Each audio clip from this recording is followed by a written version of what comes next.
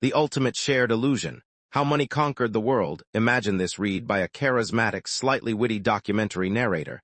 Think David Attenborough meets a late-night talk show host. Introduction. The magical green paper. Hold up a dollar bill, a euro, or look at a digital balance on your phone. What is it, really? If you think about it, a paper bill is just cotton fiber paper with some fancy ink. It can't keep you warm, you can't eat it, and it won't shield you from the rain. Yet humans will work 40-plus hours a week, fight wars, cross oceans, and build empires just to get more of it. Why?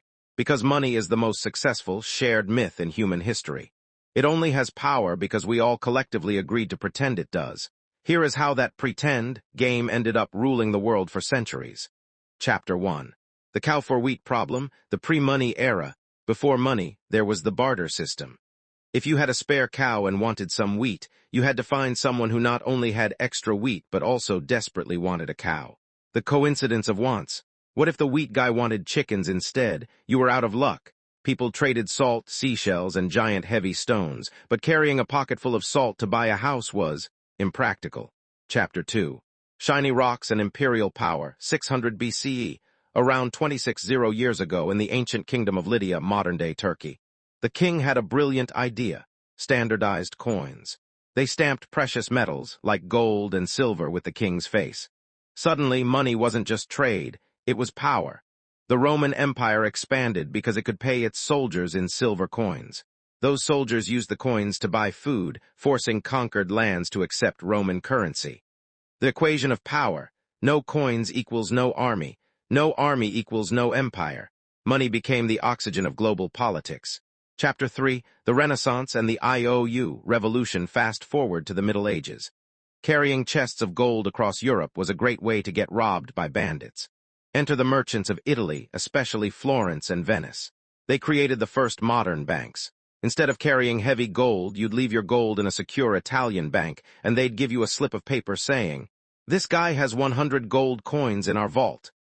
You could travel to another city, hand someone that piece of paper, a promissory note, and they would accept it because they trusted the bank. The plot twist: bankers realized that not everyone came to withdraw their gold at the same time. So they started printing more paper slips than they had gold, lending them out and charging interest. Modern banking was born. Money ceased to be a physical thing and became debt and trust. Chapter 4. The Invisible Empire, the Modern Era. By the 19th and 20th centuries, money didn't just fund countries, it ran them. The British Empire used the pound sterling to dominate global trade. After World War II, the US dollar became the world's reserve currency, giving America unprecedented global influence. In 1971, the world did something mind-bending. We abandoned the gold standard entirely. Before then, every paper dollar was theoretically backed by real gold in a vault. After 1971, money became fiat currency, Latin for "let it be done." Fiat money, currency that has value simply because a government says it does, and because we trust that government. Conclusion: who is really in control?